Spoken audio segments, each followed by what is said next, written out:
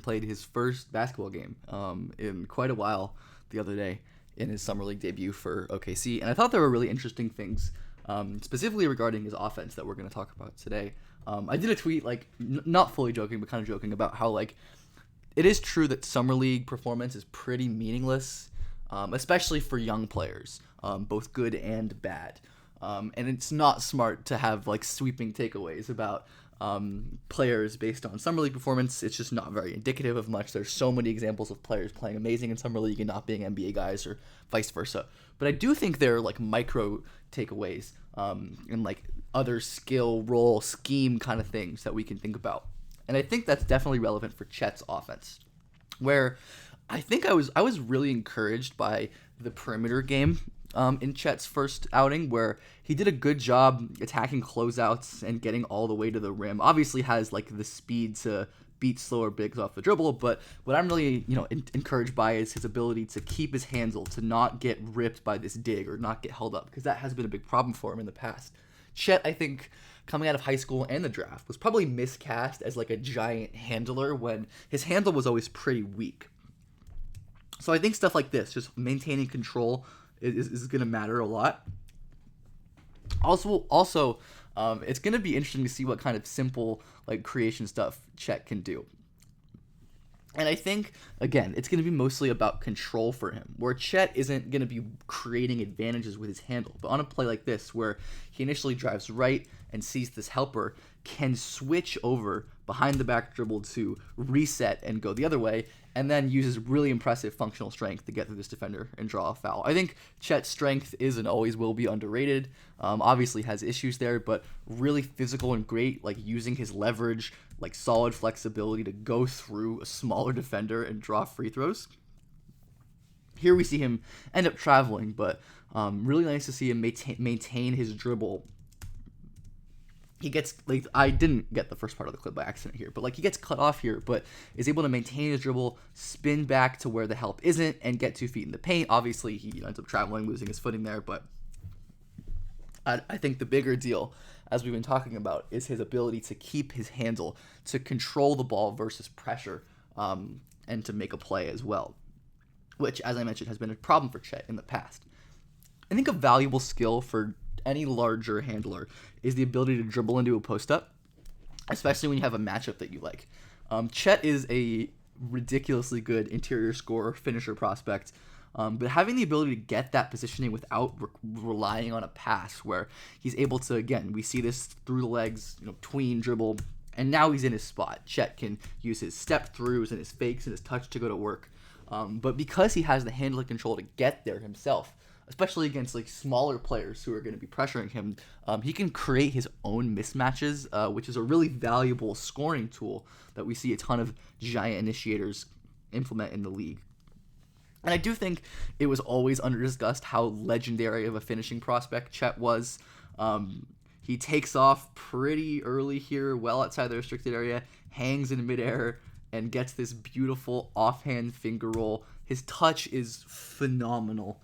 The finishing tools are going to be incredible, and as we'll talk about a little bit in a sec, that finishing ability is going to be huge for opening up OKC's offense in the coming years. And if we go back to Gonzaga, like he really did have difficulties as a handler and as a creator. When he was tasked with like creating just on the ball in ISO or primary situations, he couldn't do it. He lost his dribble, his handle was too high, it was too generally clunky, and he struggled to maintain control on a lot of these plays against digs, as we see, forced to like turn, and obviously ends up scoring there. But his drive was halted by this defender digging in, forcing a pickup. But as we saw in the first play, Chet kind of is in a similar situation, but is able to fend off that digging defender and get all the way to the rim for an even better shot. So good progression to see so far as well, especially considering Chet is coming off an injury. But the handling control is still an issue, and there were definitely moments in the game where it showed up. The handle just being very loose in space, which means aggressive defenders can go and pickpocket it.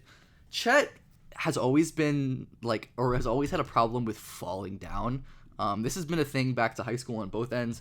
Again, I can imagine it's just like a strength and balance catching up with his like body type and the way he moves and how low and flexible he can get. I would imagine he's not like strong or balanced enough to keep his body upright, but that should be something that improves, or could definitely improve with more lower body core strength improvement.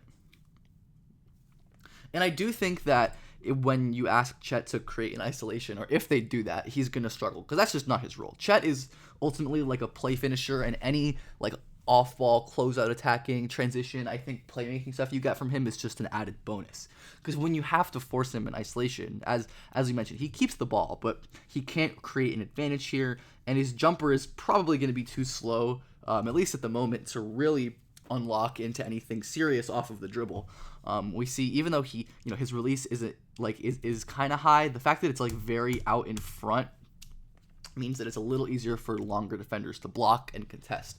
But I think Chet's presence, especially as like a slasher and finisher, is really going to open up a lot for OKC, and especially for Josh Giddey. Shea is obviously a rim-getting machine, and J-Dub is pretty good there off the catch. But Giddey, who can struggle at times getting all the way to the rim, is going to really love a player like Chet as an outlet. One of the issues with like the OKC 5-out stuff is that when Giddey gets to this floater range, there isn't anyone here to receive a laydown pass or to get a rebound. And because Chet is such an incredible finisher, not only will it give Giddey an outlet to find a diver for a layup instead of having to throw it back out to Muscala for like a lower value shot, it'll also force defenses to play Giddey differently, or to play any of OKC's drivers differently as well. We see another example where the paint is so open, and Jalen Williams at the moment isn't a huge spacing threat, that AD can just kind of park and make life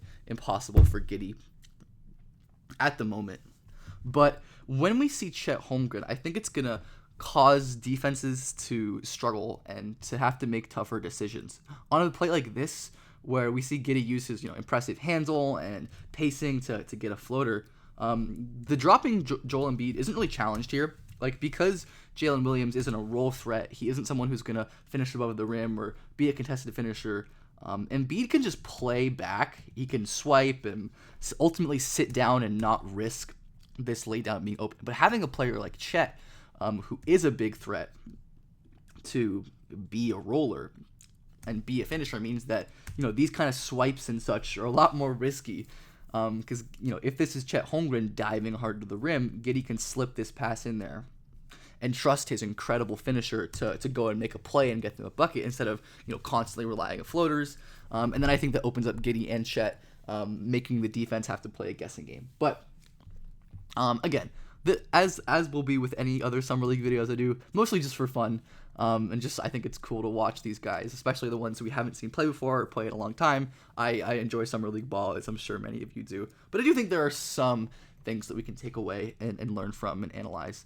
And Chet Holmgren is going to be really, really awesome. Like, he's going to be so freaking good.